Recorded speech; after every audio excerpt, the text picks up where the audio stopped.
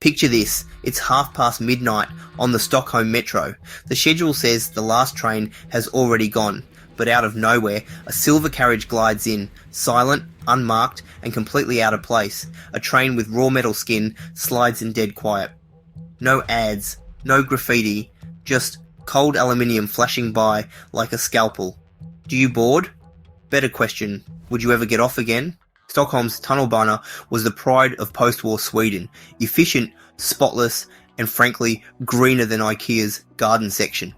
Then, in 1965, transit bosses ordered an experimental set.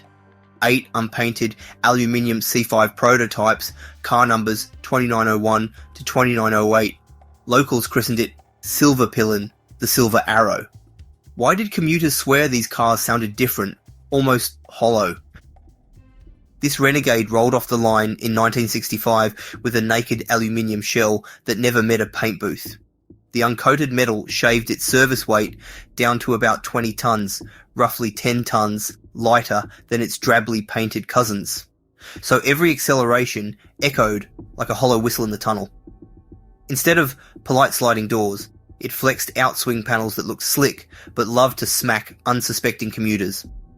Step inside and you'd find 48 perfectly ordinary seats, yet the bare metal walls, pock-marked where half-scrubbed graffiti once lived, made the whole carriage feel more like a surgical theatre than public transport. Top speed? A modest 80 kilometers per hour, but with that lighter frame, it sounded faster, almost predatory, as it knifed through the underground. Picture a DeLorean gate crashing a Volvo showroom, futuristic, flashy, and absolutely despised by everyone waiting for the 1214 to Okashof. But if this silver bullet was so distinctive, why did so few Stockholmers ever lay eyes on it? Silverpilen was never part of the daily schedule. It lived in the depot as the night shift understudy, rolling out only when another set limped off with a mechanical hangover, and that usually happened long after the last pint was poured in Södermalm. With just 8 cars in existence, and most nights none of them in service, the odds of catching it were slimmer than finding an empty seat on rush hour T Centralen. Those rare post-midnight sightings, odd lighting, hollow acoustics, an unfamiliar face in the carriage seared themselves into memory. Scarcity married to uncanny aesthetics, and folklore found its perfect breeding ground. So, did a vanishing train give birth to the ghost story? Or did the ghost story make every glimpse feel like an omen?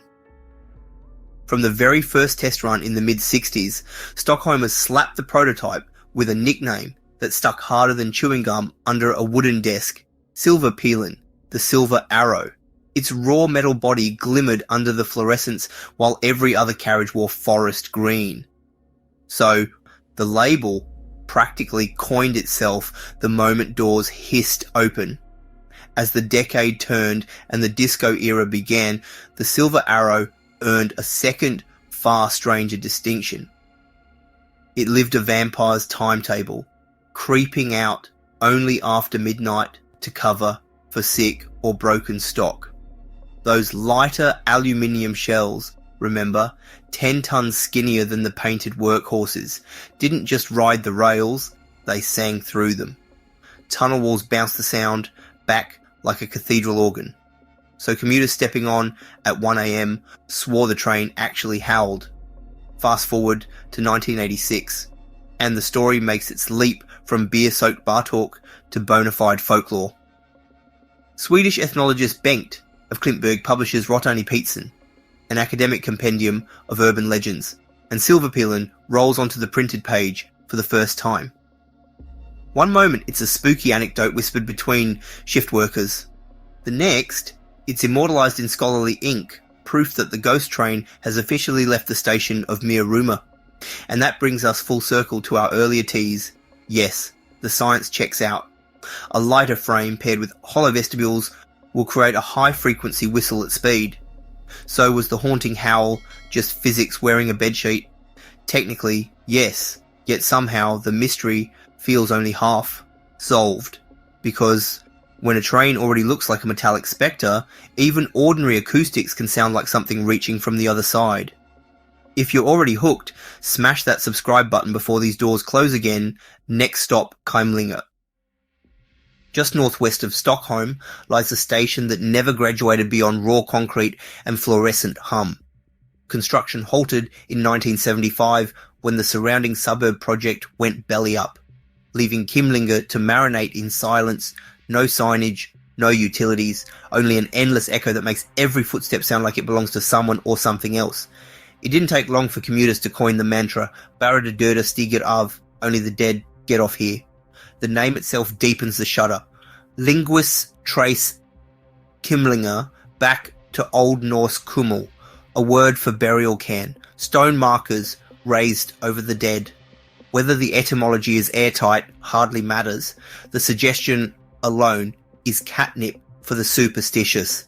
So picture the ingredients: a half-lit shell of a station, echoes that fold back on themselves like whispers, and a name hinting at grave mounds. Now drop a lone, unpainted prototype train onto those tracks and let it screech to a halt where no timetable says it should. Rumour crystallizes fast.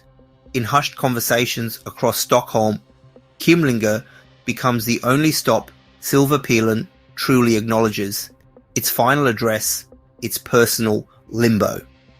Which leaves a thorny question scratching at the back of every skeptic's mind. Did anyone ever ride all the way to Kymlinge and step back into daylight with a story to tell? Hold that thought. We'll comb the case files in Chapter 8. Okay, seatbelts on. The Silverpilen myth is less a single ghost story and more an entire anthology, each twist darker than the last, each born in a different decade of Stockholm sleeplessness. Think of it as a choose-your-own horror ride, except you don't get off at the gift shop. It all starts with the midnight-only version, whispered across the 70s. You miss the train before the clock strikes 1 a.m, and suddenly a silver blur glides in with doors gaping like a shark's mouth. No timetable, no driver in sight. Catch it, they said, and you might as well kiss dawn goodbye, but night owls weren't the only storytellers. Playground chatter in the early 80s upgraded the terror to the once-a-year stop. One spectral visit, one random night. And if you blink, you'll wait another 364 days for your next shot at damnation. By 1986, folklore heavyweight Bengt of Klintberg hands the legend its most nightmarish passengers. His published account introduces the living dead commuters, blank-eyed silhouettes lining the seatbacks, staring straight through the quick-thinking soul who just boarded by mistake.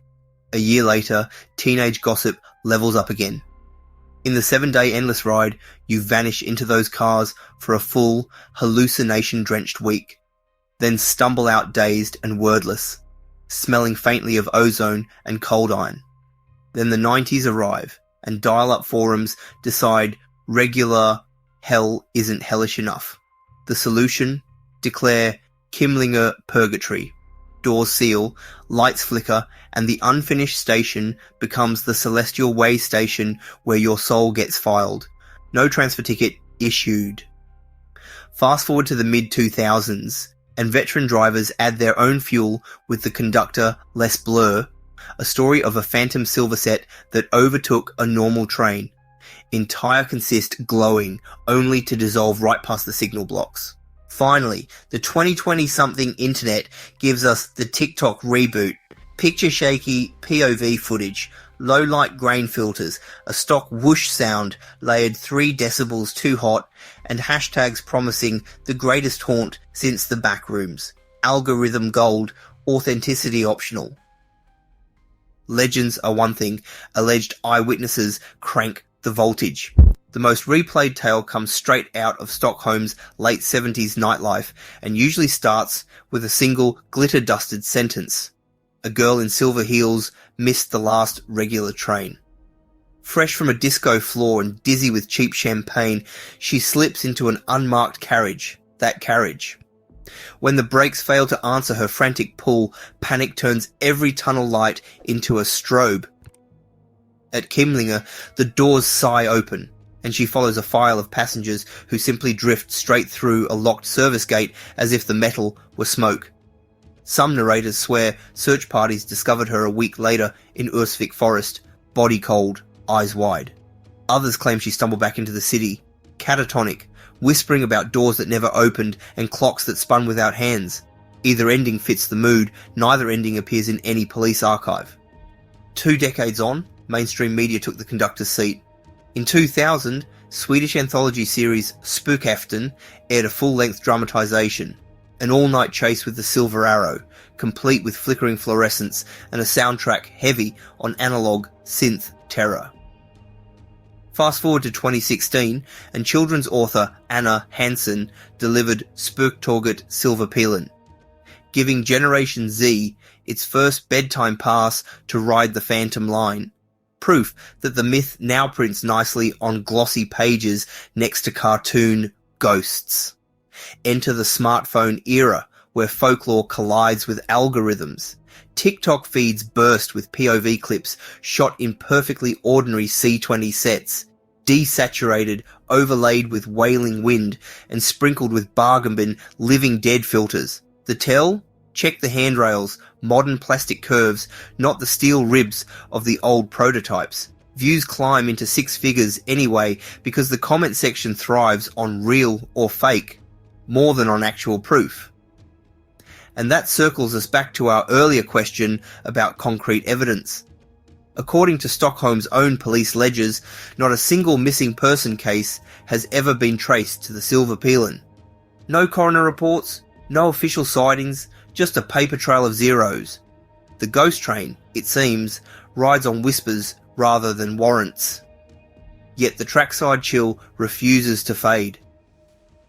After 3 decades of moonlighting as Stockholm's nocturnal understudy, the Silver Arrow finally ran out of track.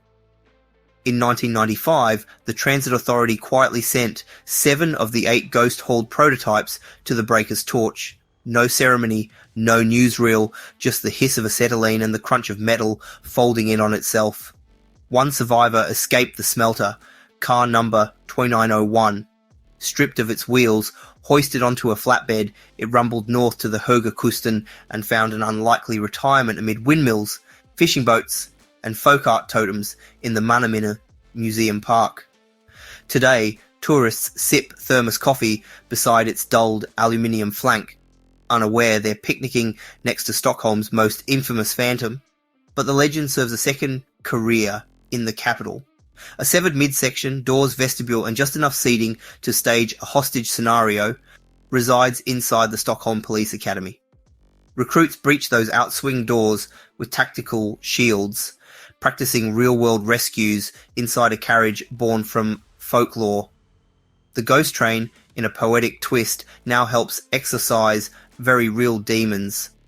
Steel can be cut, carriages can rust beneath coastal rain, but folklore is far less cooperative, which raises a final question. Does dismantling the hardware dismantle the haunting, or do phantom echoes simply hitch a ride on the next set of rails? In our next chapter, we pit cold-eyed physics against full-blown paranormal theory and see which one keeps the doors from closing. Before we sprint full tilt into the paranormal, let's give Occam's razor a proper workout. First, and perhaps most persuasive, is plain scarcity bias. When only 8 unpainted prototypes ever rolled the line, and most of those surfaced after midnight, every rare glimpse carved itself into memory and inevitably into myth. Compound that rarity with a genuine acoustic quirk. A lighter aluminium frame plus hollow vestibules equals a reverb chamber on wheels, so the train's whistle ricocheted around the tunnels like an off-key cathedral organ. Top it off with stark, ad-free interiors that looked more dystopian refugee transport than commuter convenience, and you have a sensory cocktail destined to ferment into folklore. But superstition isn't about folding to probability. It thrives where calculus leaves gaps. Some locals claim Kymlinge squats on an Iron Age burial ground, hinting that residual energy might bleed up through the concrete like ground fog. No archaeological consensus, but it sounds ominous enough to stick. Then there's the time slip hypothesis, a favourite of late-night forums, endless tunnels, no daylight reference, and a silver bullet of a train together create the perfect accidental wormhole and Einstein-Rosen commute to elsewhere. No physicist has signed off, but the idea of a railcar punching through space-time is too delicious for folklore to ignore. If a single metro line really can breach dimensions, where else might those phantom rails reconnect? The dripping catacombs beneath Paris, the sealed presidential platform of New York's Track 61. Slide into the comments with your wildest crossover, and let's see who lays the next track of this legend. Whether you chalk it up to sci-fi acoustics or Swedish spectres, Silverpilen proves one thing: we make myths from the mundane the moment technology outruns our comfort zone. A mere 8 test cars became the Nordic Flying Dutchman, and an unfinished station morphed into a terminus for souls. So next time you're late night platform surfing, listen for that hollow whistle. Because if the silver arrow glides in, the real question isn't where it goes, but whether you'll ever punch out on the other side. Slap a like if this ride blew your mind. Share it with your bravest commuter crew, and subscribe for more deep track legends. Until then, mind the gap and maybe take the bus. If tonight's ghost train whet your appetite for disappearing vehicles, keep the headlights on and roll straight into my breakdown of the vanishing car urban legend, the roadside mystery that proves asphalt can be just as haunted as railway steel. Hit the thumbnail on screen, buckle up, and I'll meet you at the first mile marker of the unknown.